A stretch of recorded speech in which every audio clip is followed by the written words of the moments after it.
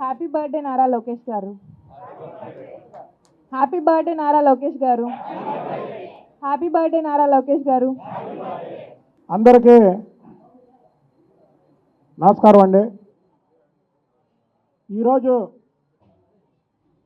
Telugu Desam party జాతీయ ప్రధాన కార్యదర్శి నారా లోకేష్ బాబు గారి జన్మదినం సందర్భంగా మరి మా మిత్రులు అందరూ ఇక్కడ పార్టీకి ఎప్పటి నుంచో కష్టపడే నాయకులు కార్యకర్తలు అందరం కూడా లోకేష్ బాబు గారి పుట్టినరోజు అంటే ఆ రోజు నందమూరి తారక రామారావు గారి పుట్టినరోజు ఎలా చేసుకునేవాళ్ళో మే 28, తర్వాత ఏప్రిల్ 20 నారా చంద్రబాబు నాయుడు గారి పుట్టినరోజు ఎలా చేసుకునేవాళ్ళు, అలాగే ఈ జనవరి 23 లోకేష్ బాబు గారి పుట్టినరోజు రాష్ట్రం మొత్తం అలా చేసుకుంటున్నారు. దానిలో భాగంగా మేమందరం ఇక్కడ కలిసి ఇవాళ చేసుకోవడమే కాకుండా మేమందరం కూడా కుటుంబ సభ్యులుగా మేమంతా ఒక పార్టీకి సైనికుల్లాగా పనిచేసుకున్నాం. ఇవాళ మా కుటుంబాల్లో పుట్టినరోజు అయితే ఎలా జరిగిద్దో అలాగే కేక్ కటింగ్తో పాటు మేమందరం కూడా కలిసి భోజనం చేసుకొని విందు భోజనం పెట్టుకొని చక్కగా మా ఇంట్లో ఒక వ్యక్తి పుట్టినరోజులాగా ఈరోజు చేసుకోవడం జరుగుతుంది. దానికి కారణం ఏంటి అంటే ముఖ్య కారణం మనం రకరకాలుగా టీవీ ఛానల్లో చూశారు. నేను ఎప్పుడు వాటి జోలికి కూడా వెళ్ళామన్నా. అయితే లోకేష్ బాబు గారి పుట్టినరోజు సందర్భంగా చెప్పాల్సిన ఇటువంటి ఒక విషయం మాత్రం ఉంది. తెలుగుదేశం పార్టీకి నందమూరి తారక రామారావు గారి తర్వాత ఈ పార్టీ ఎన్నాళ్ళు బతికి ఉందంటే దానికి నారా చంద్రబాబు నాయుడు గారే కారణం. అది రెండో విషయమే లేదు. అలాగే జగన్మోహన్ రెడ్డికి 151 సీట్లు వచ్చిన తర్వాత తమ్ముడు ఇందులో వక్రీకరించకుండా రాయకండి, మీరు ఉన్నది ఉన్నట్టు చెప్పించండి.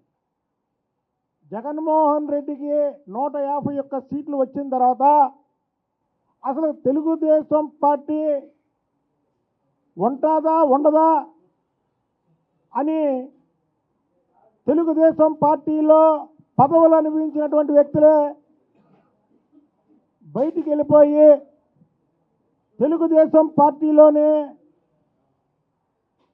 అన్నీ మేమై ఉన్నటువంటి వ్యక్తులు అసలు మీడియా ముందుకు కాదు కదా, కనీసం నియోజకవర్గాల్లో కూడా తిరగలేని రోజులు. చంద్రబాబు నాయుడు గారి ఇంటి పక్కన ఉన్నటువంటి ఆఫీసు పగల కొడితే ఆ రోజు ఎవరూ లేరు. ఇవాళ ఇవన్నీ చెప్పాల్సిన టైం వచ్చింది నాకు. చంద్రబాబు నాయుడు గారిని కనీసం ఒక 3 సంవత్సరాలు వెళ్ళి కలిసినటువంటి దాఖలాలు కూడా లేవు. దాఖలాలు కూడా లేవు. అవన్నీ నా కళ్ళారా చూశా నేను. కానీ ఆ రోజు చంద్రబాబు నాయుడు గారికి వాళ్ళ కుటుంబం మాత్రం అండగా ఉంది. ఎందుకంటే నేను చెప్తున్నా ఇవన్నీ మీకు చెప్పాల్సినటువంటి టైం ఇది. ఎవరేమనుకున్నా నాకేం పర్వాలా. చంద్రబాబు నాయుడు గారి కుటుంబం వాళ్ళతో ఆయనకు అండగా ఉంది. ఎవరు వదిలేసుకున్నా తండ్రిని కొడుకు వదులుకోడు, తండ్రి భర్తని భార్య వదులుకోదు. కాబట్టి ఎప్పుడూ రానటువంటి భువనేశ్వర్ గారు రోడ్డు మీదకి వచ్చారు.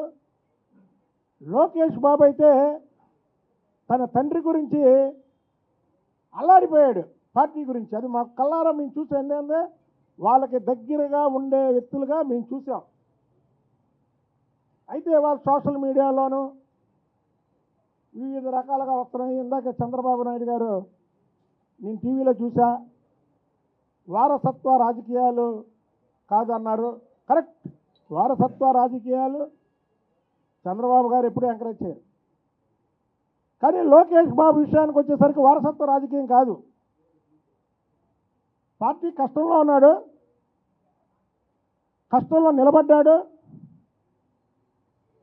ఇన్ఛార్జీలు, జిల్లా పార్టీ అధ్యక్షులు, కొంతమంది నాయకులు రోడ్డు మీదకి రానప్పుడు లోకేష్ బాబు పాదయాత్ర మొదలుపెట్టాడు. ఆయన ఫస్ట్ ఏదైతే చంద్రబాబు నాయుడు గారు కుప్పంలో బయలుదేరినప్పుడు ప్రజల్లో అనేక అనుమానాలు ఉన్నాయి. ఈ పాదయాత్ర సక్సెస్ అయిద్దా, అవదా, మధ్యలోంచి వెళ్ళిపోతాడు, మధ్యలోంచి తిరుగు ప్రయాణం చేస్తారు సక్సెస్ అవ్వక అని తెలుగుదేశం పార్టీకి చెందినటువంటి వ్యక్తులు కూడా అన్న మాటలు.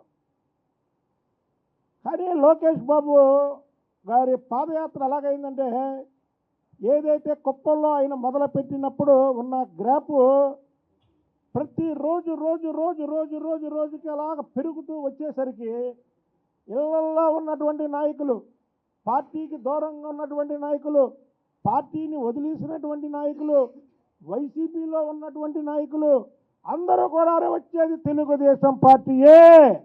ఎందుకంటే ఆ పాదయాత్ర గ్రాపు అలా పెరిగిపోయింది. తెలుగుదేశం పార్టీ వస్తాదని ఒక ఊపు తీసుకొచ్చింది మాత్రం లోకేష్ బాబే, అందులో మాత్రం బాబు గారే. ఎందుకంటే అందులో ఎటువంటి సందేహం లేదు. తెలుగుదేశం పార్టీ శ్రేణులుగా మేము చెప్తున్నాం. విజయవాడ వచ్చేసరికి అసలు మాకే ఆశ్చర్యం వేసింది. చంద్రబాబు నాయుడు గారి పాదయాత్ర, సరే వేరే వాళ్ళతో మేము పోల్చాం, వేరే వాళ్ళ పాదయాత్రలు ఎలా జరిగినాయో ఒకసారి విజువల్స్ చూస్తే తెలుస్తుంది. చంద్రబాబు నాయుడు గారి పాదయాత్ర కంటే కనీసం ఒక 10 రెట్లు ఎక్కువ ఉన్నారు జనం. అంటే చంద్రబాబు నాయుడు గారు ఇందాక చెప్పారు వారసత్వ రాజకీయం. వారసత్వం కాదు లోకేష్ బాబుది, వారసత్వం అంటే మీ చంద్రబాబు కుమారుడు అయినంత మాత్రాన లోకేష్కి ప్రజల్లోంచి, కార్యకర్తల్లోంచి మద్దతు రాదు. ఎప్పుడైతే పార్టీ కష్టకాలంలో నాయకులు ఇళ్లల్లో దాక్కున్న రోజు, నాయకులు బయటికి రాని రోజు, నాయకులు పార్టీకి దూరంగా ఉండి అసలు ఉన్నావా లేదా అన్న రోజు చంద్రబాబు గారు ఫోన్ చేసి కార్యక్రమాలు పెట్టమన్నా సరే పెట్టకుండా, ఇవన్నీ నేను ఓపెన్గా చెప్పేస్తున్నాయిక. చంద్రబాబు నాయుడు గారు స్వయంగా ఫోన్ చేసి కార్యక్రమాలు పెట్టమంటే పెట్టనిటువంటి నాయకులు ఆ రోజు 3 సంవత్సరాలు ఇది క్రితం నేను స్వయంగా దగ్గరున్న వ్యక్తిగా నేను చూసా. ఉత్తరాంధ్ర జిల్లాలో 3 జిల్లాలు ఇన్ఛార్జిగా నేను చూసా. ఆ టైంలో పెట్టిన పాదయాత్ర అంత సక్సెస్ చేయడం అంటే తెలుగుదేశం పార్టీ కార్యకర్తలు, ప్రజలు లోకేష్ నాయకత్వాన్ని అంగీకరించారు. ఇది వారసత్వ రాజకీయం కాదు. తెలుగుదేశం పార్టీకి ఎన్టీఆర్ తర్వాత చంద్రబాబు గారు, చంద్రబాబు నాయుడు గారి తర్వాత లోకేష్ బాబే నాయకుడు. ఇక్కడ ఇంకోటి కూడా చెప్పాలి. చంద్రబాబు గారు 2047 ఈ రాష్ట్రానికి ఒక ప్రణాళిక వేశారు మీరు.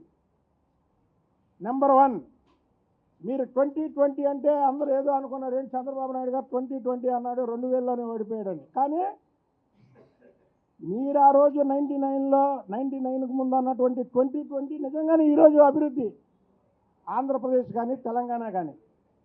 ఇవాళ 2047 అన్నారు. జగన్మోహన్ రెడ్డి అంటాడు ఈయన వయసు ఎంత, ఈయన 2047 అన్నాడు. దానికి కూడా మనం ప్రజల్లోంచి ప్రజలకు ఒక మెసేజ్ ఇవ్వాల్సినటువంటి బాధ్యత పార్టీ మీద కూడా ఉంది.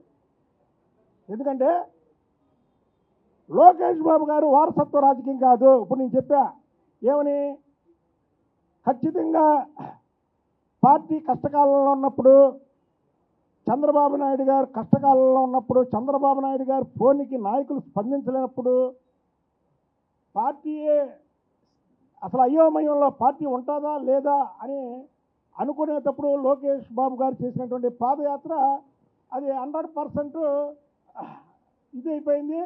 ఇంట్లో ఎక్కడ కొంతమంది నాయకులు ఎలుక బొక్కలో దాక్కున్న వాళ్ళు కూడా బయటకు వచ్చేసారు ఆ దెబ్బతో. అప్పటి వరకు ఏంటో అనుకున్న వాళ్ళు కూడా వచ్చేసారు. కాబట్టికి చంద్రబాబు గారు కూడా పార్టీకి క్లియర్ డైరెక్షన్ ఇవ్వాలి. ఎందుకంటే మీరు జాతీయ నాయకులు. చంద్రబాబు నాయుడు గారి తర్వాత పార్టీ ప్రధాన కార్యదర్శిగా నేను ఒక విషయం చెప్తున్నా. ఎవరేమనుకున్నా చంద్రబాబు నాయుడు గారి తర్వాత తెలుగుదేశం పార్టీకి నాయకుడు లోకేష్ బాబు గారే. అలాగే చంద్రబాబు నాయుడు గారి తర్వాత తెలుగుదేశం పార్టీ ముఖ్యమంత్రి క్యాండిడేట్ లోకేష్ బాబు గారే. ఇందులో ఒక్కరి గురించి రాయకండి. నేనేం చెప్పాను, తెలుగుదేశం పార్టీకి చంద్రబాబు గారి తర్వాత ముఖ్యమంత్రి లోకేష్ బాబు గారే. ఇందులో రెండో ఆలోచనే లేదు. అంటే నేనేమి పార్టీ లైన్ దాటి మాట్లాడట్లేదు.